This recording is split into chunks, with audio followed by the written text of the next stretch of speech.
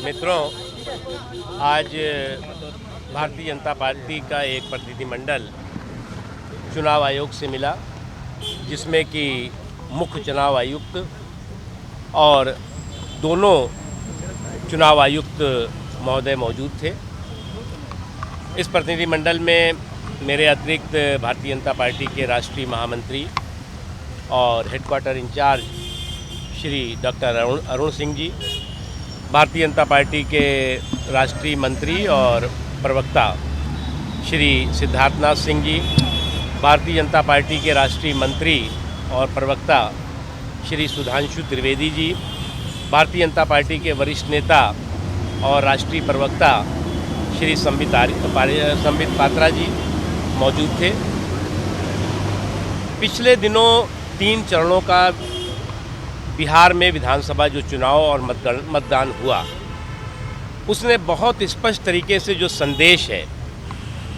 और जो करप्शन और कुशासन का कुनबा है, उसके लिए सबक है कि आज बिहार के लोगों ने करप्शन और कुशासन के कुनबे के सफाई का संकल्प ले लिया है। और जो अभी तक हमारी पार्टी की जानकारी, जो ज़मीन के स्तर पर जो सर्वे की रिपोर्ट्स हम लोगों के पास आई है, उससे एक बात बहुत साफ है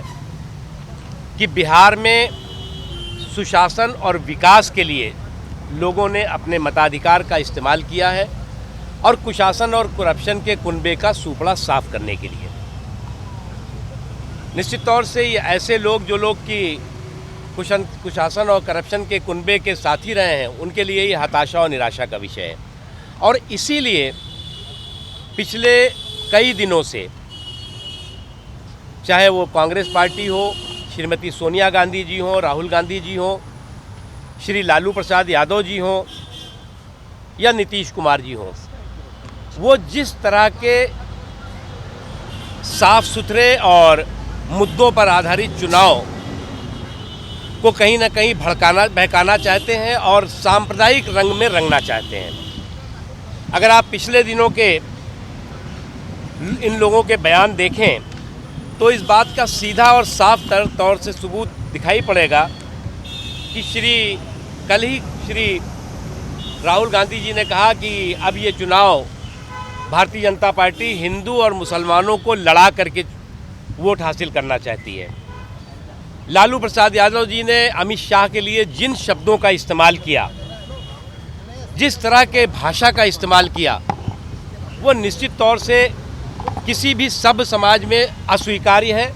और साथ ही साथ जो आदर्श चुनाव आचार संहिता है और उसके साथ ही साथ जो कानून है, चुनावी कानून, उसका पूरी तरह से खुले तौर से उल्लंघन है। नरभक्षी कहना, उसके साथ ही साथ प्रधानमंत्री जी के लिए अपशब्दों का इस्तेमाल करना, और आज लालू प्रसाद यादव जी ने जिस तरह से भारतीय जनता पार्टी के राष्ट्रीय अध्यक्ष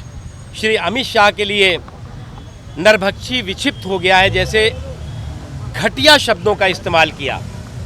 कुछ दिनों पहले, अभी 2 ही 3 दिन पहले,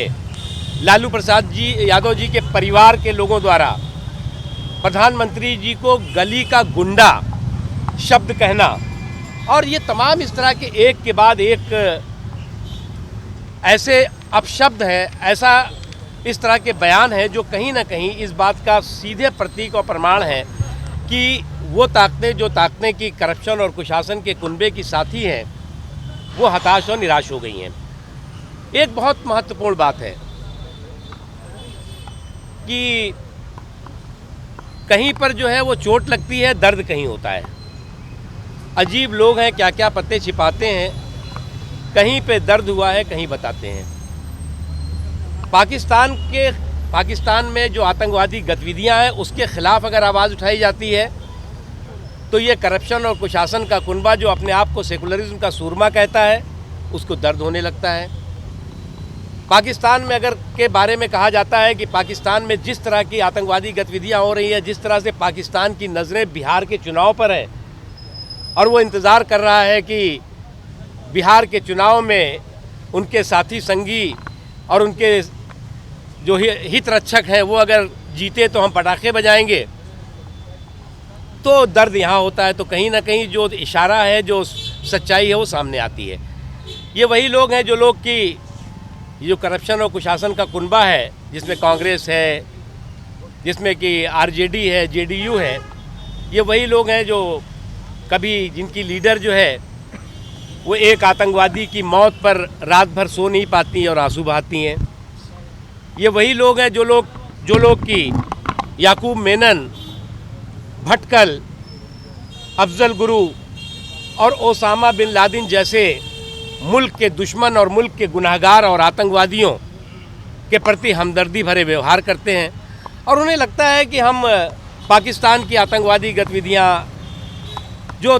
टेररिस्ट हैं, जो एंटी नेशनल फोर्सेस हैं, हम उनका समर्थन करके हम सेकुलरिज्म के बहुत बड़े सूरमा बन रहे हैं। उन्होंने आतंकवाद और पाकिस्तान से जो आतंकवादी गतिविधियां हो रही हैं उसको किसी भी तरह से अगर वो महिमा मंडित करते हैं तो उन्हें लगता है कि वो सेकुलरिज्म को मजबूत कर रहे हैं, जबकि ऐसा है नहीं। बिहार के लोग, चाहे वो बिहार में हिंदू हो, मुसलमान हो, किसी भी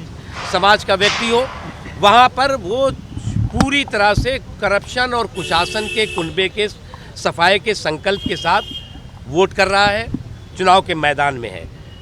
वो किसी भी तरह से किसी भी इस तरह की कोशिश को सफल नहीं होने देगा जो कोशिशें की कांग्रेस पार्टी, आरजेडी और जेडीयू के माध्यम से लगातार की जा रही है। मित्रों, हमने चुनाव आयोग से कहा है कि पिछले 3 चरणों के चुनाव, इनकी कोशिशों के बावजूद भी, इनकी साजिशें सफल नहीं हो पाई हैं। ये 2 चरणों के चुनाव में ये कोशिश करेंगे कि बिहार के शांतिपूर्ण और सौहार्दपूर्ण माहौल को ख़राब करके और चुनाव को प्रभावित करें। चुनाव आयोग को कड़ी निगरानी रखनी चाहिए और ऐसी ताकतों के खिलाफ भी कड़ी निगरानी रखनी चाहिए जो ताकतें की कहीं ना कहीं किसी न किसी रूप में इस चुनाव में अपनी हार से हताश हैं, अपनी डिफीट के डिप्रेशन में हैं और वो इस तरह की हरकतें कर रहे हैं, क्योंकि अब उन्हें लगता है कि अगर ये चुनाव अब उनके हाथ से निकल चुका है और जो उनके दंगों के दबंग हैं और आतंक के आका हैं, उनको भी अब लगने लगा है कि ये चुनाव और इस चुनाव की बाजी सारी कोशिशों के करने के बावजूद भी वो ख़त्म हो गई। इसलिए वो जो उनके ऊपर करप्शन और कुशासन का कलंक है, अपने उस करप्शन और कुशासन के कलंक पर कम्युनलिज्म का पर्दा डालने की कोशिश कर रहे हैं, कम्युनल हार्मोनी को ख़राब करने की कोशिश कर रहे हैं, जिसे हम सफल होने नहीं देंगे। हमारा मुद्दा आज भी विकास है, हमारा मुद्दा आज भी बिहार का विकास है, बिहार के हर व्यक्ति का विकास है, आखिरी आदमी पायदान पे खड़े हुए व्यक्ति का विकास है। और विकास के डेवलपमेंट के मुद्दे पर कोई भी डिस्ट्रक्टिव मुद्दा हम डोमिनेट नहीं होने देंगे।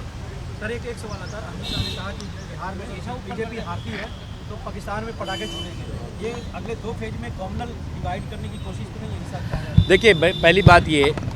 कि इसका दर्द होना चाहिए उन लोगों को जिनके लिए कहा गया है। इसीलिए हमने कहा कि अजीब लोग हैं, क्या क्या पते छिपाते हैं, कहीं पे चोट लगी है कहीं बताते हैं।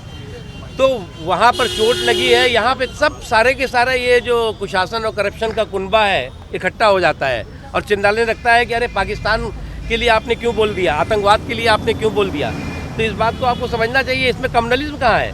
अरे हम टेररिज्म की बात कर रहे हैं तो वो कम्युनलिज्म हो जाएगी, हम नेशनलिज्म की बात कर रहे हैं तो वो कम्युनलिज्म हो जाएगा। तो अगर उनकी कम्युनलिज्म की डेफिनेशन और परिभाषा यही है और उनका सेकुलरिज्म की डेफिनेशन और परिभाषा यही है, तो बिहार के लोग जवाब दे देंगे। सर, महागठबंधन इस पर आपत्ति जता, हमने चुनाव आयोग से कहा है और चुनाव आयोग को हमने कुछ पत्र दिए हैं, कागजात भी कुछ दिए हैं। चुनाव आयोग वहाँ से कुछ कागजात और जो कुछ उन्होंने बोला है उसके तथ्य वो निकलवाएगा। सर, महागठबंधन इस पर आपत्ति जताई है और अभी महागठबंधन भी इलेक्शन कमीशन आएगा, वो भी अमित शाह के खिलाफ कंप्लेंट देगा उनके बयान को लेकर। देखिए, दिक्कत एक है कि उनके पास अभी वो कोई मुद्दा है नहीं,